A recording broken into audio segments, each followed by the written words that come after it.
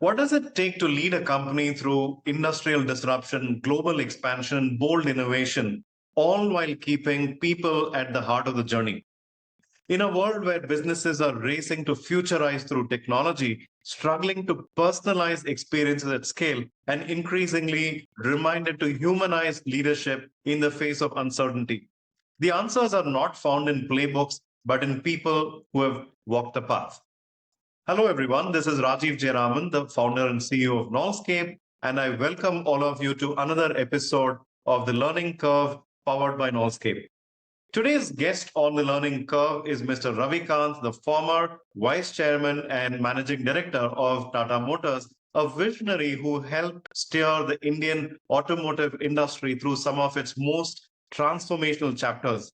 From the audacious launch of the Tata Nano, the world's most affordable car, to the bold acquisition of Jaguar Land Rover, Mr. Khan's leadership has been a masterclass in reimagining possibility, purpose, and performance. With a career spanning leadership roles at Hindustan Liver, Philips, and LML, Mr. Kant brings deep expertise in strategic transformation, innovation, and business operations globally. Beyond the corporate realm, he has contributed meaningfully to education and healthcare, serving on, I'll say that again. Beyond the corporate realm, he has contributed meaningfully to education and healthcare, serving on various advisory boards and nonprofit initiatives. The list of his accomplishments is endless. Mr. Ravi Kant, welcome to the Learning Curve. Thank you, Chairman. Thank you very much. Great to have you here. Before we move to the discussion at hand, I have a quick rapid fire section for you. Are you ready? Sure. Awesome. In the long list of audacious moves that you've made, what would you call the boldest decision you've ever made in your career? Well, I think the launch of Nano and taking over of Jaguar Land Rover, and as also the launch of ACE, which is not so much talked about.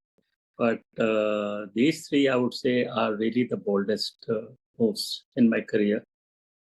Awesome. And what keeps you going with such relentless energy and passion?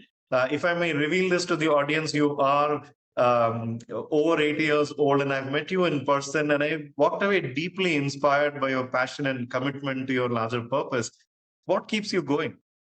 I think you just said it, passion. So if you keep doing something or other and keep yourself passionate about it, and that's where you get the energy and you keep moving forward. Awesome. I love that. And your favorite moment at Tata Motors? You've spoken about the great product launches you've done, but beyond that, is there a favorite moment that you often look back and cherish? Well, I think the launch of Tata Nano was a moment which we all cherish and savor, because it was such a big thing, because the worldwide press had come, and there was a huge amount of interest in the launch, and which went off, I must say, extremely well. And people then took notice of us across the world, from Japan to the US. Great. And one mistake that taught you the greatest life lesson? Maybe the same one is, although it was a fantastic product, very well made, it was a piece of, I would say, unmatched innovation. But somehow it didn't work out commercially so well. So I think there was a huge disappointment after having done so much and having kind of showed such a huge promise, and we were also confident. But it didn't work out to our expectations. So that was a sad moment for us. But there was a lot of learning in that also. Right. So like they say, in life, there's no failure, there's only learning. And I'm pretty sure the learning from that experience helped the organization get better at various other things. Sure. What is that one value you'll never compromise on? Honesty.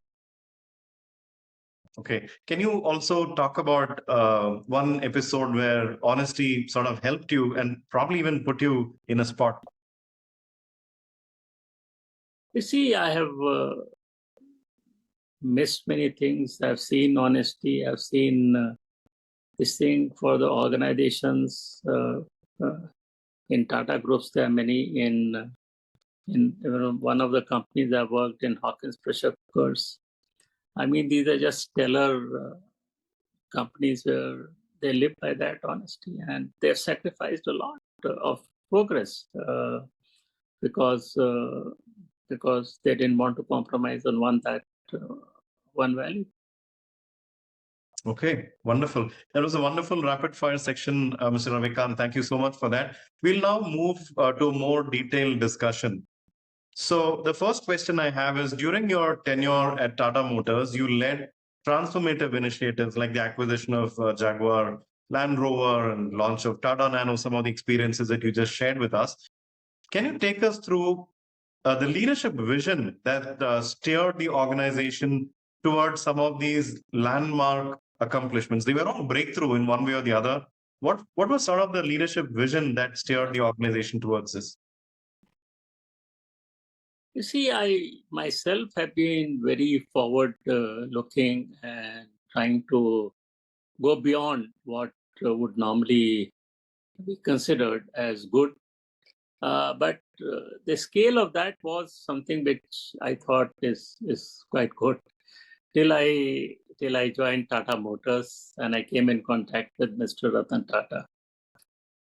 I mean, his thinking was transformative. And he kind of taught me and taught everybody else in the group how to be big and bold, how to think big and bold, and how to go for it, and how to kind of make it possible. So without Mr. Tata's kind of association, I could never have imagined myself thinking so big and so bold as it turned out to be.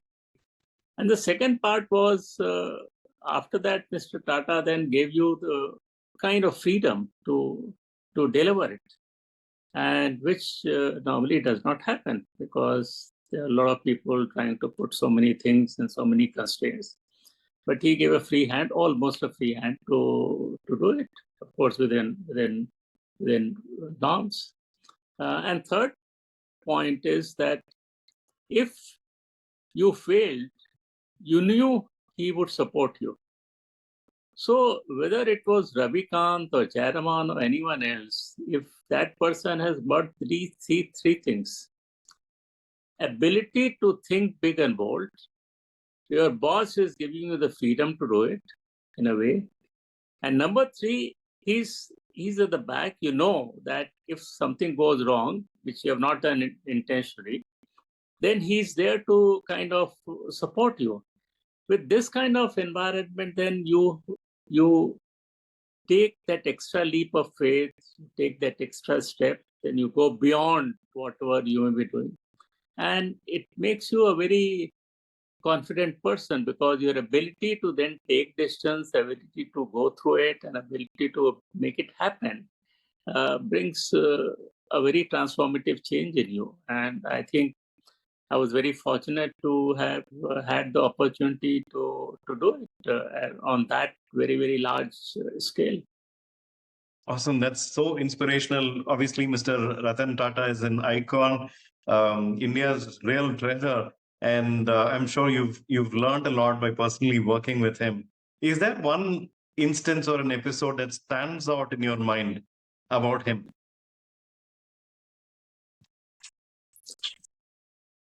Well, I'll give an example of this. Let me put it this way: is,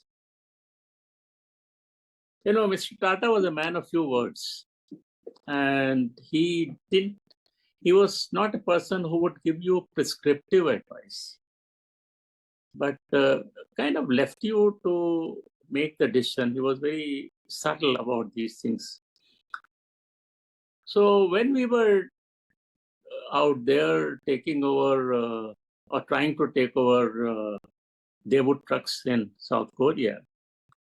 So I distinctly remember that when we were talking about financials, they were going a little beyond what we thought we would be paying. And so I said, okay, this is something which we must, or I must take it past Mr. Tata, take his advice as to what he would say. And I told him this. What was his answer? His answer was, I cannot tell you whether what price should be paid or not paid. But Ravi, it depends on how much you want it. That's all he said. And then left it to me. And then, of course, I went back and discussed with my colleagues. Look, this is what it is. Then it brings a certain responsibility on you, right? That you cannot just do anything that you want. And therefore, then I talked to my colleagues, and we all took a very kind of conscious and calculated decisions. And I'm glad to say it turned out to be good. And finally, we were successful amongst 10 very competing bids to take over Daewoo Truck Company in South Korea, which was our first foray, I would say, in international merger and acquisitions. Understood. That's such an inspirational story. Thanks for sharing that with us. You have co-authored the book titled Leading from the Back to Achieve the Impossible. What prompted you to write this book? Was there a defining moment or insight that made you question the traditional leadership models that are out there? Jayaraman, because I worked in several companies, and fortunately some good things happened in different companies, Titan, LML, Vespa, Philips, or even Tata Motors, so many things. People have been asking me to write books on what happened. And I have been extremely reluctant to write on that because that's not my style. Till about 4 years ago, somebody challenged me and said, look, you have learned something from the world. And so I said, yes, of course. They said, then it's your responsibility to share it. And that kind of hit me. And I said, okay, what you're saying is fine. And then he also told me that you have tested the limits in your assignments. And he gave few examples. And I said, okay, I think that's a good thing to do. And I started working at it, to sharing this, what my learnings were. And then I met another person who I've known for a long time. And I asked him, Sridhar, how would you describe my way of working? And I remember that incident. We were standing at Patna airport, and he was by side waiting for a flight to Bombay. And he thought for a while, and mind you, I have a huge respect for him. He comes from advertising world. And he thought for a while, and he said, Ravi, you lead from the back. That's the first time I heard this thing titled, You Lead from the Back. And I didn't ask him to explain that. And I went back and I said, look, he's an advertising person. He's given me a headline. And therefore, let me go back and deconstruct what does the headline mean? What is it based on? Then I went back on my 5 decades of experience, and I started working as to what is it that I did? What is it I did? And then came with some kind of home truth, so to say, and came with this book, which is called, as you said, Leading from the Back to do the impossible. It consists of just 3 simple parts. How should I be? How should I deal with the team? How should I deal with the task?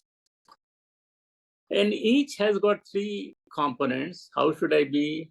Have an open mind, take ownership, be detached. All simple stuff, understandable, but difficult to do. As far as team is concerned, build trust, collaborate, and leverage strengths. And together, go for tasks. There again, testing the limits means going for the almost impossible. Look outside in and be tough softly. So it's a very simple thing.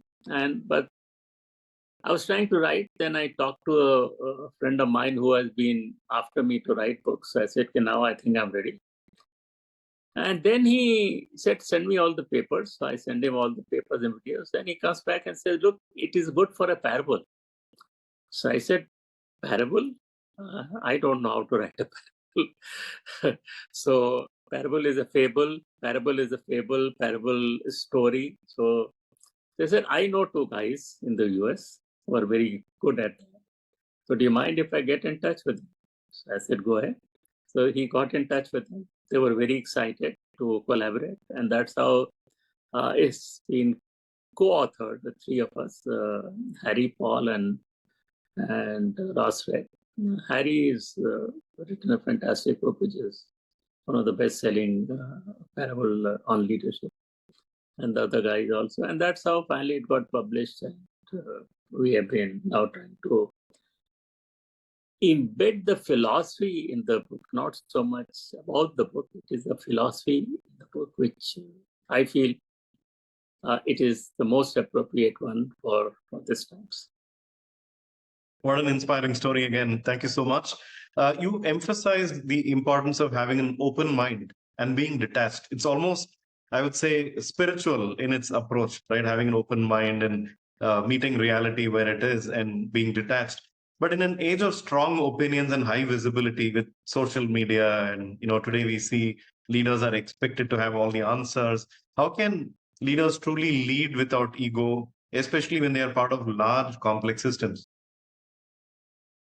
I think, Jayaraman, that is where the problem is. And because we have, in this age of uncertainty, on one side, we have uncertainty, unpredictability, complexity, disruptions, and things like that. And therefore, a very rigid organization structure cannot do. Right. We need to have more flexible organization, more adaptive, more reactive organization.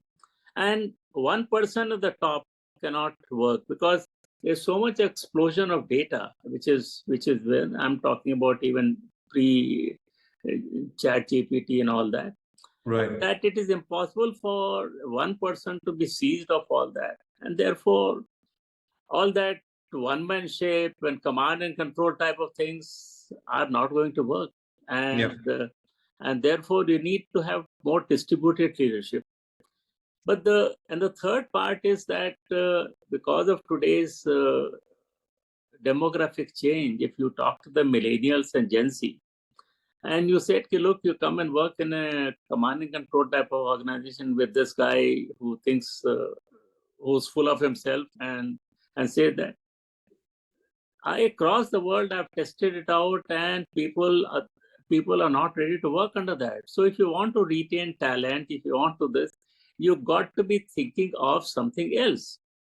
But the reaction is happening because we are getting on one side this, other side short-termish. And because of this, I think there is a huge stress and huge problem the corporates are facing. Yeah. Therefore, you need to step back and look at, is this the right way to work things? Is this the right way to manage organizations? Is it the right way to do things? I think you need to sit back and think through it and not get more and more, because more and more you go into that direction, more and more flustered you'll become, more and more failures you'll get, more and more mental agony you will have. And you will have a very fractured and disrupted organization. And therefore, you need to be thinking it very, very seriously in today's time. See, 21st century is a very different century. And therefore, we got to this kind of leading from the front has worked extremely well previously. No question about that. But it is for more stable kind of thing. And this demographic which is there. So you need to take a step back, think through very carefully and what you should do if you want to go ahead, if you want to keep progressing, if you want to grow, you can grow only if you are able to create a very powerful team. And without that team, it cannot happen. And therefore, you need to do something different. And therefore, on one hand, you need to have an open mind because so many changes are happening. If you don't have an open mind, if you have closed mind, then you are dead. And what happens is, as you grow up in stature and things like that, the more close-minded you become. But you think you are very open-minded till you ask somebody else, and then you'll get the right answer. And so while you are having that kind of thing, you need to be also detached, because if you're too attached to a thing, then you're emotionally, you go up and then come down, go up and come down. It's very difficult to kind of take care of yourself. And if you are at a little distant, then you have proper balance, you are equanimity, you are look at things in a more rational manner, you are able to take better decisions. And without that, you can't carry on. And therefore, I personally feel, why I'm saying this is because I have lived the experience. I have done it for 5 decades. It's not something I've read from the book. It's not something, Right. because I was doing it, but except that I did not know what I was doing. Yeah. Till I was told it is called leading from the back, until I deconstructed everything and put it in a certain format. I did not, honestly speaking, I did not know what I was doing, but I was doing it in my more intuitive manner or whatever it is. That's all I can say.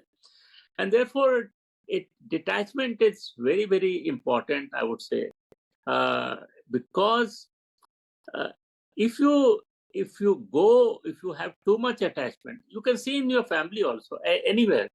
If you are attached to, say, your child, very, very attached to your child, and if the child does something exceedingly well, your emotions go up like that. And if Right. child is going through a very crisis period, your emotions go down. So I'm saying, as a human being, that's what happens. But if there was some distance, then you can look at things more rationally. And Right. that's what I feel that in business or anywhere else, I think it's a very helpful thing, especially in today's time, which is so kind of moving all the time, and you don't know what's coming, what's going at any point in time. So much of uncertainty. Right. That's a wonderful answer. And in today's context, when things are changing so fast, and I think you beautifully summarized how this short-term orientation going from quarter to quarter, and it becomes a pressure cooker situation. And many companies are reporting toxic cultures and toxic leaders because Absolutely. ego is powering everything else. And Absolutely. this equanimity is going out of the window. Yeah, Right? sure. That comes only when you're detached. Sure. One is toxic culture. The other side is, it is causing a lot of mental stress, and therefore Right. you'll find that a lot of huge increase in mental illnesses. Right. People committing suicides and all these kind of things. People are not able to cope, so people are opting out. Yeah. I mean, the society is going through a very, very tough period. That's all I can say. Very true. Very, very true. And speaking about leadership frameworks and models, and you got a really simple yet profound model. The 3 dimensions that you spoke about with 3 attributes in each dimension. So when it comes to academic frameworks around leadership, right? Academic institutions often focus on deep theory. There are some models or frameworks they come up with, while corporates push for rapid application. And things keep changing a lot more in the corporate world. So, having seen both corporate leadership and academic domains as well, how do you think these 2 mindsets can work together in making organizations future ready? You see, both are important. They complement each other. I mean, academic institutions tell us what, Yeah. and corporates tell us how to do it. And sometimes from how you get what, and sometimes what you get how. So it's a very kind of that kind of relationship, and therefore they kind of support each other, I would say, and it's been good. But what's happened is 2 things. One is that because of a certain type of things coming for last 200 years, I would say, because corporates have been there for about 200 years only, Right. After Industrial Revolution, when there was need for a corporate or need for an organization. And they have followed the military principle of hierarchical organization, one guy at the top, which has worked extremely well.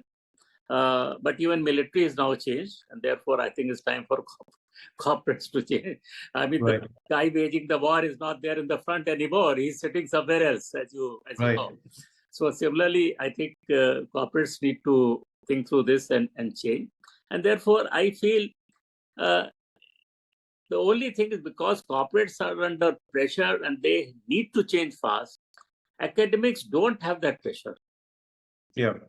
And that's where I think there is a disconnect, more and more disconnect is coming.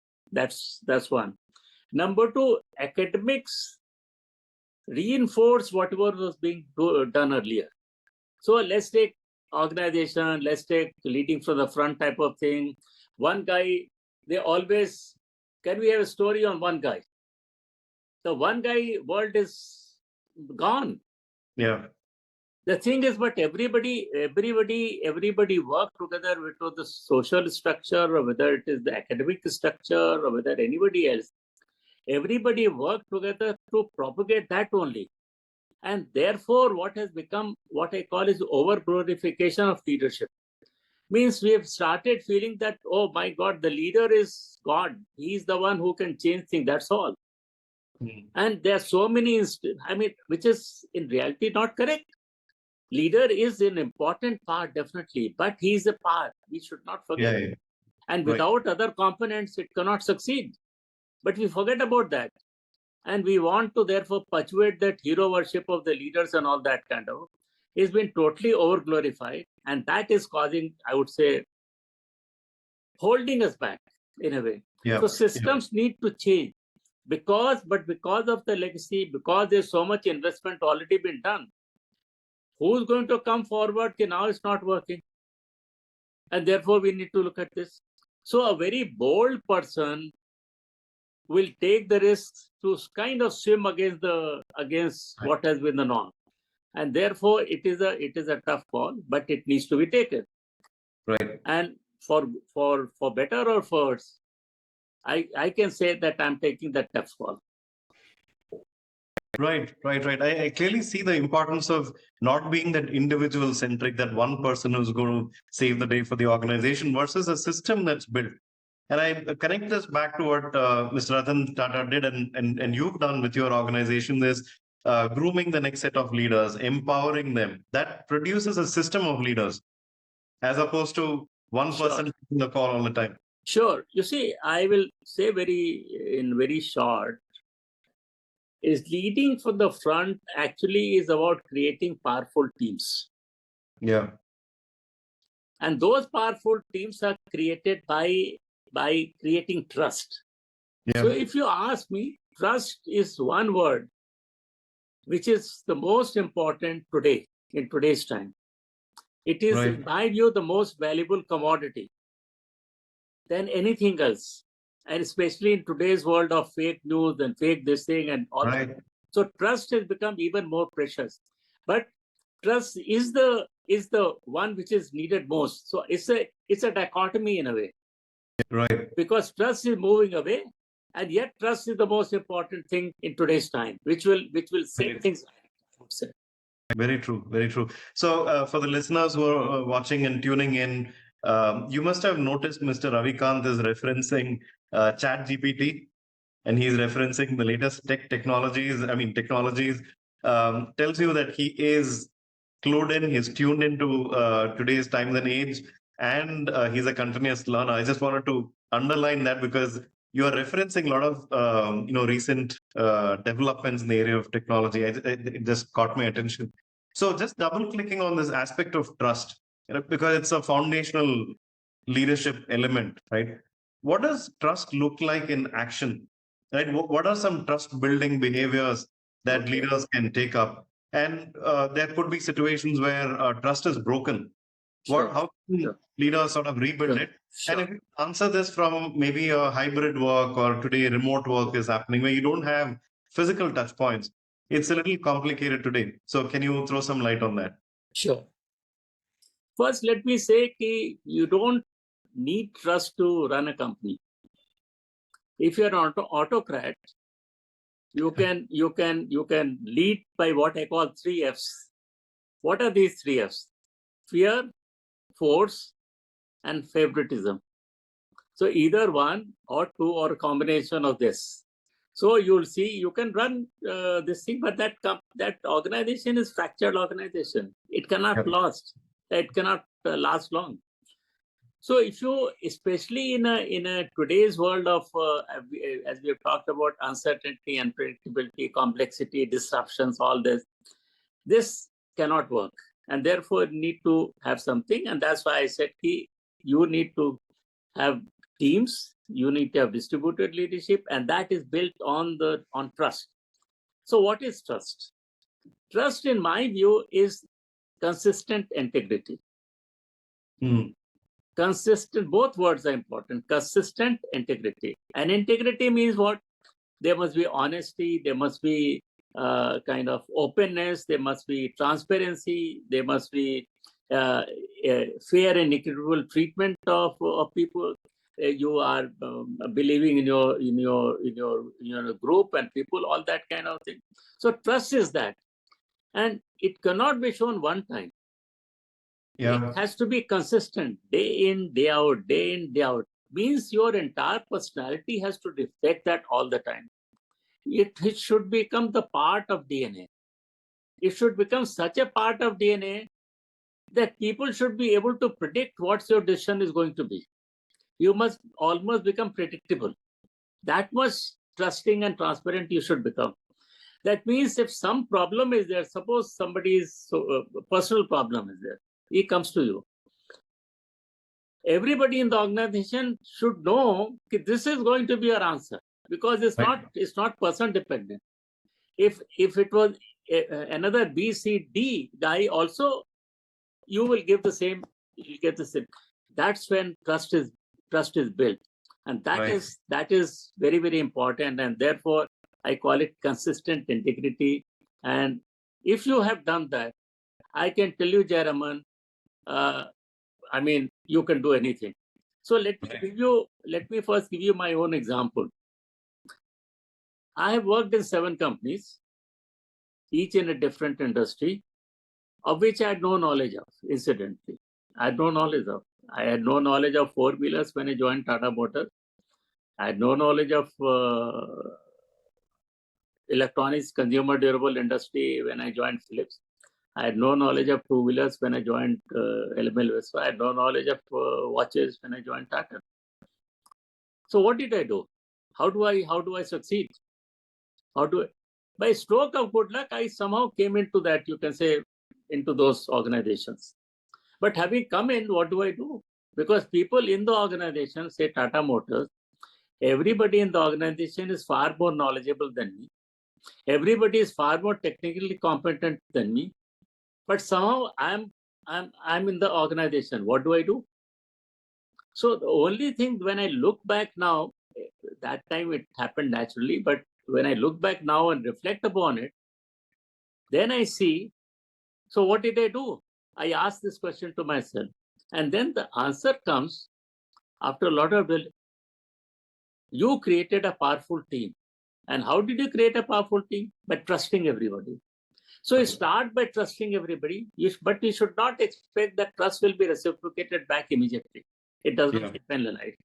So through your behavior, this thing, I think over a period of time, people started saying, oh, this guy doesn't have his own agenda, something like that. He's looking good. He's doing things good for the organization. All that is very fair.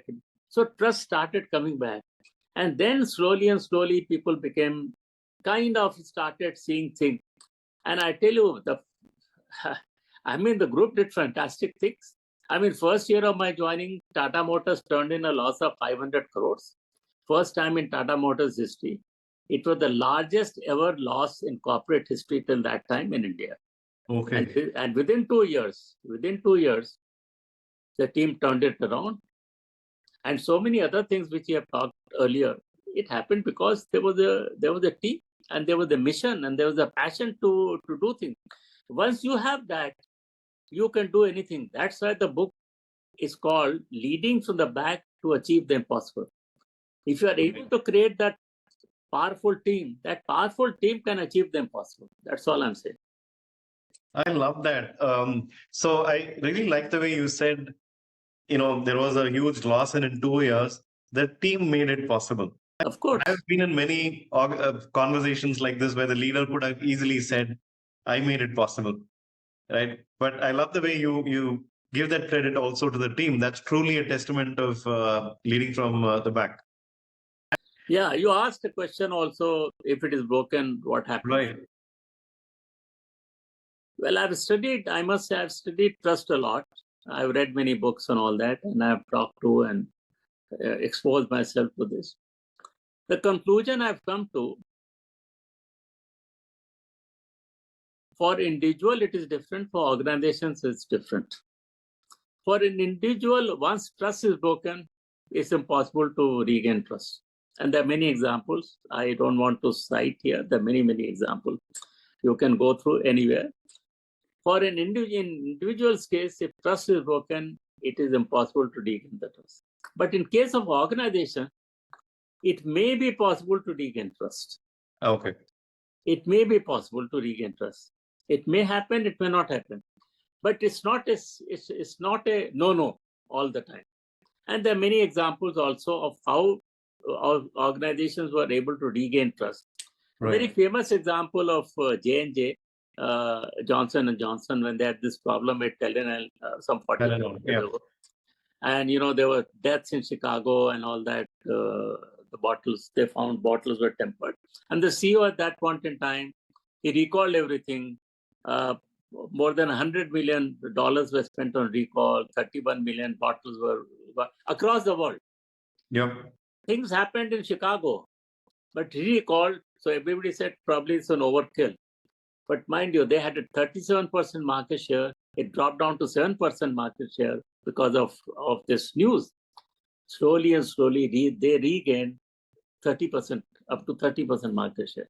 So what I'm trying to say, give one example of where if you do things right, gain confidence, and you can regain trust to at least to a large extent. But if it's an individual, I've not seen any individual where trust has been lost, where the individual has regained the trust.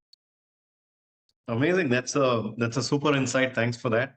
The next question I had was, you worked in global and Indian context, right? And historic acquisitions, cross-border and all of that. How do you personalize leadership across this diverse cultural and business environments, especially in large hierarchical organizations? Any examples that you can share from your vast experience? Well, we just talked about that teaching from the back. I mean, as I said, I've worked in 7 organizations. Also, I have experience of different countries' culture, like South Korea or UK or Spain or anywhere else, South Africa, Thailand. So all I say is it works everywhere. Right. And I've seen organizations where, when you're starting a new product, when you're going into a new territory, when you are down in the dumps when the economy is down, and when you are going up.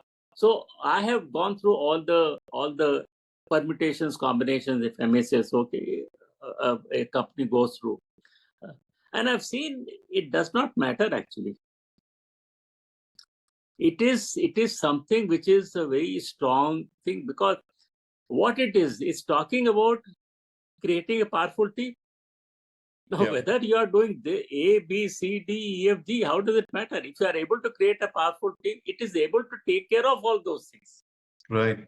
And so that is what it is. So I would say this is one strand of thing which can survive, or in fact it can transform organizations. It can take care of difficult situations and things like that. Except that you need to have some patience. Right. It is not a short-termist thing. It's not something which can be made to happen tomorrow. Right. But it is far more sustainable in the long run. This is what will sustain, not the other kind. So even in Tata Motors, because the economy was down and Tata Motors was mainly commercial vehicles and therefore closely linked to the economy, its sales also fell down, although it retained its market share. And therefore, it was a very stressful period. And in that stressful period also, it kind of it went back and did things accordingly, I would say. Awesome. Great. So there is one paradoxical phrase that's very beautiful that you use: be tough softly. Can you explain how leaders can maintain high standards while leading with empathy? I think leaders struggle with this. On the one hand, they could be very performance driven. Other hand, they are very people driven. How do you strike that balance? And what role does human centric leadership play in keeping organizations resilient in the post digital AI driven era where a lot of disruptions are happening? In a nutshell, how does a leader balance the two worlds, one of high performance and one of empathy? Yeah. But I wouldn't call it human-centric leadership and all that. I am saying because the organizations, they're also to perform a task. Yeah.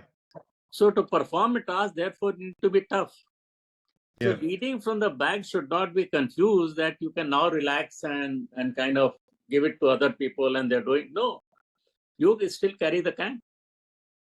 You carry the ultimate responsibility. Your neck is on the chopping block all the time.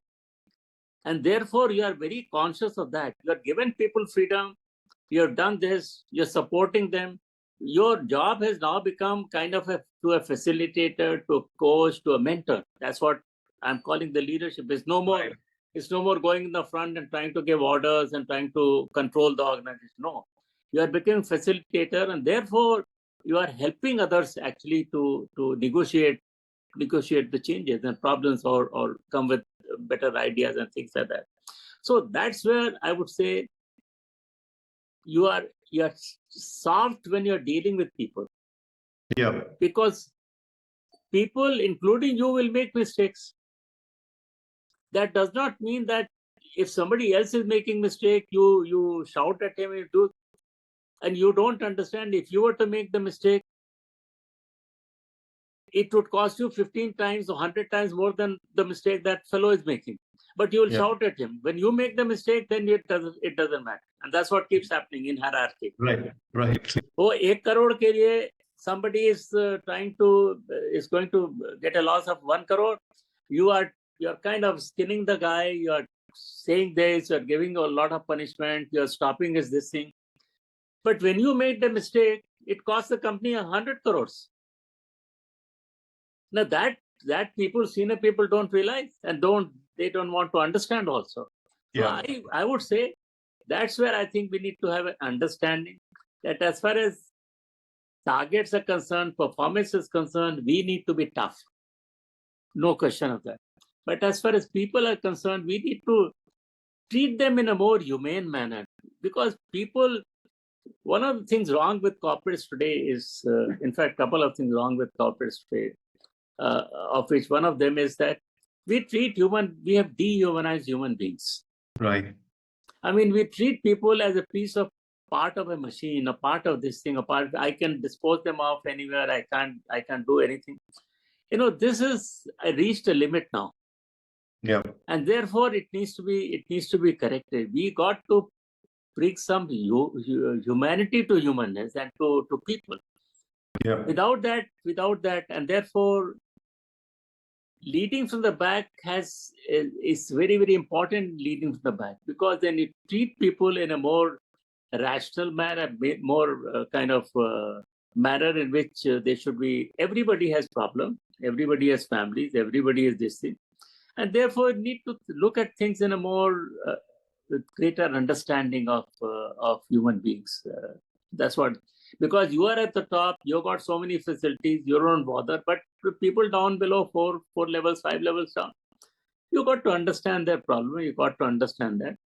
It's still, and that's a big, I would say, balance between, as you're saying, between how to make sure that the targets and the organization are not sacrificed, yet individuals' problems or groups' problems are taken care of. Amazing. There are many examples of that. Right. This was so deep, right? From an individual as a leader to a collective, from a team perspective, and also how to, as a leader, once you've reached the top, still carry the same empathy that you would expect for yourself. Yeah, sure, absolutely. You said it. You said it.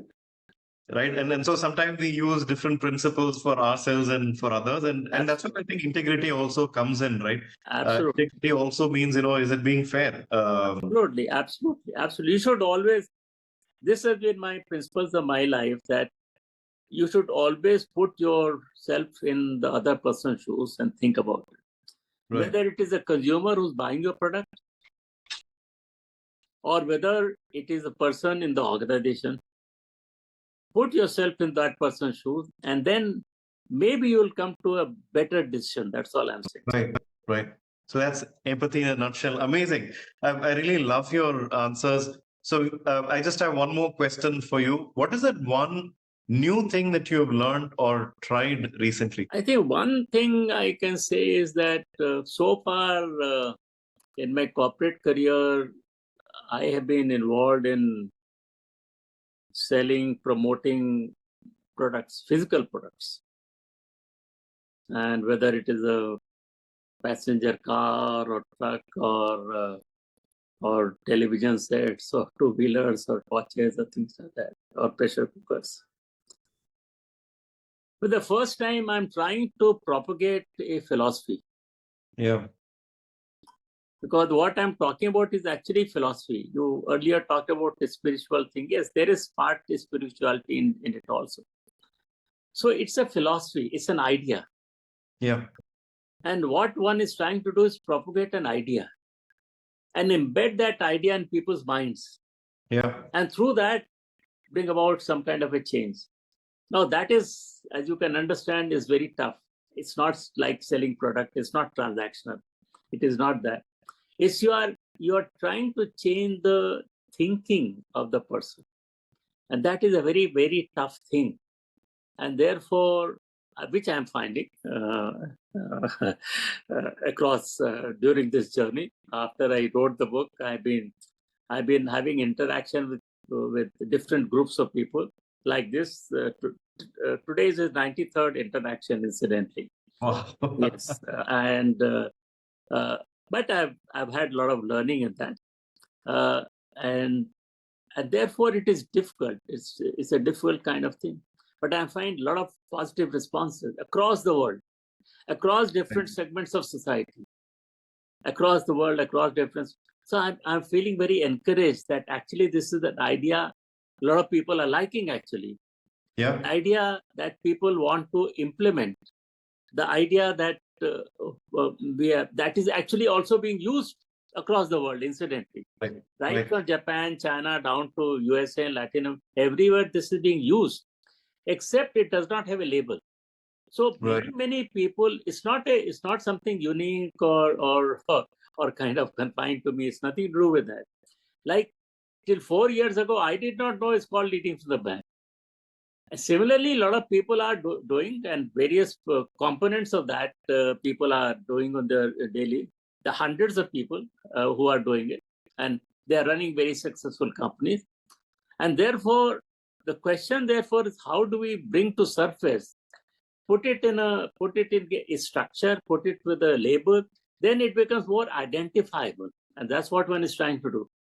As I said, it's nothing is unique, but it is not people are doing it, but it's brought in a structure. It has some kind of heading. So identification becomes better. And that's what I'm trying to now do, and therefore see. So now I've come to a stage where I'm looking at how do I embed it? How do I embed it in organizations, in their leadership to change this? So I'm getting some early successes. How do I propagate in education institutions that they embed it and they start teaching, having courses, they start teaching in their leadership? And third arm is I'm talking to a number of people who create leadership programs, coaches, and things like that.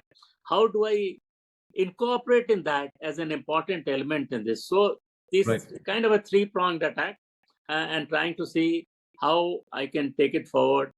And any help is welcome from you, Jayaraman, and from your audience on this. Any ideas or people coming forward to suggest, or to not only suggest, embed in this thing. They are welcome to reach me through you, and then we'll take it forward. Awesome. That's so inspiring. Once again, so this is for the listeners and viewers. He's got a book. I think it's a treasure trove of a lot of wisdom accumulated over a. Can I show the book, please? Yeah, that's a book. Yeah, please check it out. Amazing read, very practical, and at the same time very profound. Right, I think he's managed to strike an incredible balance in the book. So yeah, I wish you all success with your new mission with this, embedding this idea worldwide, and we'll constantly be looking for opportunities to partner with you, take this to many, many more people. And that brings us to the end of this conversation. I wish we could go on for longer because your stories are so inspiring and motivating. Thank you so much, Mr. Ravi Kant, for this lovely chat. The insights and experiences you've shared in this discussion is something I'm sure the viewers and learners will find great value in and learn from it. I'm going to say that again. Thank you so much, Mr. Ravi Kant, for the lovely chat. The insights and experiences that you've shared in this discussion is something that I'm sure the viewers and learners, listeners will find great value and learning from. Thanks to all our viewers and listeners for tuning in to the Learning Curve. We shall be back in the next episode with another great personality and insights on making organizations, leaders, and the workforce ready for the future. Until next time, take care and goodbye.